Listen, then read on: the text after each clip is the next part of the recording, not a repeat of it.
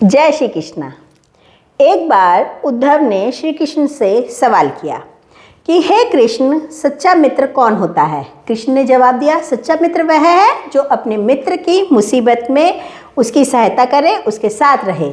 तो उद्धव ने कहा, तो हे कृष्ण, आप तो पांडवों के मित्र हैं, तो आपने धर्मराज युधिष्ठिर को द्यूत क्रीड़ा खेलने से क्यों नहीं रोका?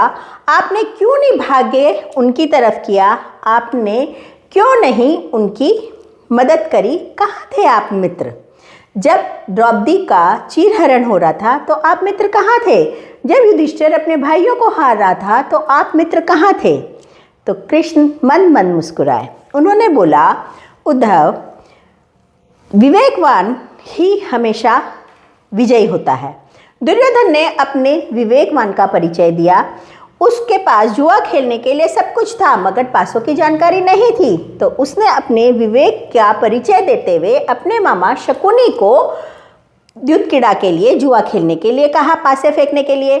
युधिष्ठिर, धर्मराज युधिष्ठिर भी क्या यह नहीं बोल सकते थे, अपने विवेक का परिचय नहीं दे सकते थे कि जुआ हमारी तरफ से कृष्ण खेलेंगे?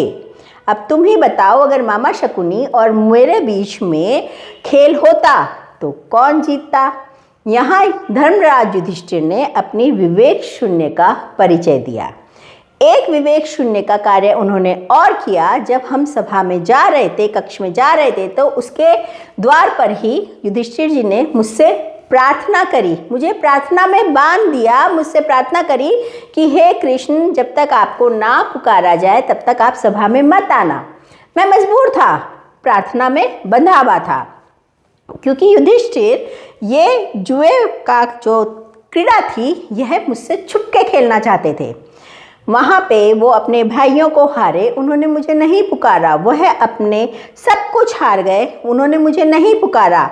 यहाँ तक कि द्रौपदी को भी हार गए, उन्होंने मुझे नहीं पुकारा। अर्जुन, नकुल, सहदेव, भीम सब अपने भाग्य को कोसते रहे, किसी ने मुझे याद नहीं किया।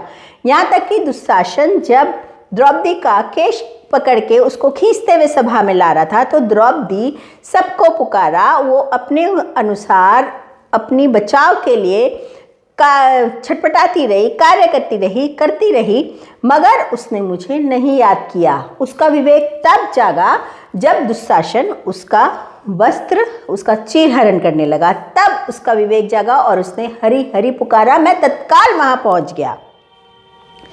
तो उद्धव ने कहा, इसका मतलब कृष्ण, आप अपने भक्तों की सहायता नहीं करते। आप जब तक वो ना पुकारे, जब तक वह आपको ना बुलाए, तो आप भक्तों की सहायता नहीं करेंगे, आप अपने आप उनको मुसीबत से नहीं बचाएंगे। तो कृष्ण ने कहा कि इस सृष्टि में सब अपने कर्मों का फल भुगतते हैं। मैं उनके कर्म नहीं चलाता, मैं उसका कहीं कोई नहीं, मतलब मैं उसके कर्म नहीं चलाता हूँ, उनके कर्म नहीं चलाता हूँ, मैं साक्षी होता हूँ, मैं आपके हमेशा पास में होता हूँ। तो उद्धव ने कहा, इसका मतलब हम पाप कर्म करते रहेंगे और उसका फल भुगतते रहेंगे और आप सिर्फ हमारे नज़दीक खड़े होकर देखते रहेंगे? तो कृष्ण जी ने कहा, उद्धव समझो, अगर आपको इतना ज्ञान हो जाएगा कि मैं आपके करीब हूँ और आपके साथ हूँ, तो क्या आप पाप कर्म करेंगे, आप बुरे कर्म करेंगे? उद्धव नतमस्तक हो गए, उन्होंने हाथ जोड़ दिए।